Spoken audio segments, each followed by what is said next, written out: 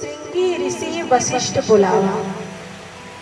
दशरथ जी के हृदय की वेदना को देखकर, उनके दुख को देखकर वशिष्ठ जी किसको बुलाते हैं? श्रृंगी ऋषि को। श्रृंगी ऋषि को ही क्यों बुलाते हैं? वशिष्ठ ऋषि स्वयं भी ब्रह्मा के मानस पुत्र होते हैं, किंतु श्रृंगी ऋषि को ही क्यों बुलाया जाता है? उस समय श्रृंगी ऋषि ही एकमात्र ऐसे ऋषि थे जो दोनों प्रकार के ब्रह्मचर्य का पालन कर रहे थे। एक ब्रह्मचर्य होता है कि गृहस्थ में न जाना या स्त्री को देख करके भी अपने इंद्रियों पे संयम करना, किंतु श्रृंगी ऋषि ने अपने जीवन काल में कभी कोई स्त्री देखी ही नहीं थी, क्योंकि उनका जो जन्म होता है वो जंगल में होता है, एक हिरणी के गर्भ से।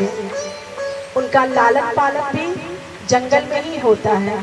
उनकी माँ की तरह ही उनके सिर पे भी सींग होते हैं, इसीलिए उनका नाम श्रृंगी ऋषि है। वो जीवन पर्यंत उसी जंगल में रह करके सिर्फ भगवान का भजन करते हैं। उन्होंने यह ज्ञान ही नहीं किया था कि सृष्टि में एक पुरुष के अलावा दूसरी भी कोई शक्ति है, दूसरा भी कोई शरीर है। उन्हें लगता था कि सृष्टि में सिर्फ जैसा मैं हूँ वैसा ही है, स्त्री रूप की कोई कल्पना ही उन्हें नहीं थी। इसलिए भगवान राम को बुलाने के लिए उन्हीं की आवश्यकता होती है जिसके हृदय में माया का रंच मात्र भी प्रवेश न हुआ हो, रंच मात्र भी किसी और के प्रति आसक्ति न हुई हो। श्रृंगी ऋषि ने भगवान के सिवा किसी और से प्रेम ही नहीं किया था, उनके सिवा वो किसी और की तरफ आकृष्ट ही नहीं हुए थे। इसीलिए श्रृंगी ऋषि को वशिष्ठ जी बुलाते हैं।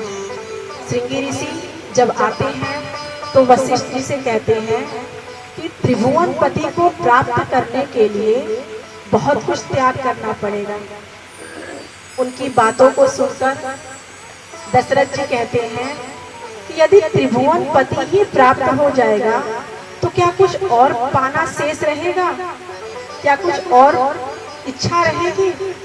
आप जो भी नियम, त्याग, धर्म बताएंगे मैं वह सब पूर्ण करूंगा। उन्होंने कहा, आप यज्ञ के माध्यम से पुत्र को प्राप्त कर रहे हैं। पुत्र कामेष्टि यज्ञ किया जाता है। पुत्र कामेष्टि यज्ञ के माध्यम से भगवान अवतार लेते हैं। तो आप यज्ञ के माध्यम से प्रभु को प्राप्त कर रहे हैं। उनके प्राप्त होने के पश्चात आप जीवन में कभी पुनः यज्ञ नहीं करेंगे। आप कल्पना कीजिए, त्रेता युग में यज्ञ ही सबसे सर्वोपरि था। जो स्त्री पुरुष थे वो यज्ञ के माध्यम से ही भगवान को अपनी भक्ति समर्पित करते हैं। त्रेता विविध जग नर करही, प्रभु भी समर्पित कर्म भव तरही। सतयुग में तपस्या किया जाता था, त्रेता में यज्ञ किया जाता था और द्वापर में युद्ध किया जाता था। तो त्रेता में भगवान को समर्पित करने के लिए यज्ञ ही था और भगवान राम को प्राप्त करने के लिए दशरथ जी ने पुनः कभी यज्ञ नहीं किया। भगवान राम के जन्म के बाद वो कभी यज्ञ नहीं करते हैं। जब हम त्याग करेंगे, जब हम ईश्वर के प्रति इतने विनयशील हो जाएं कि उनके लिए हम सब कुछ त्यागने के लिए तैयार हो जाएं, तभी उनका आगमन होता है।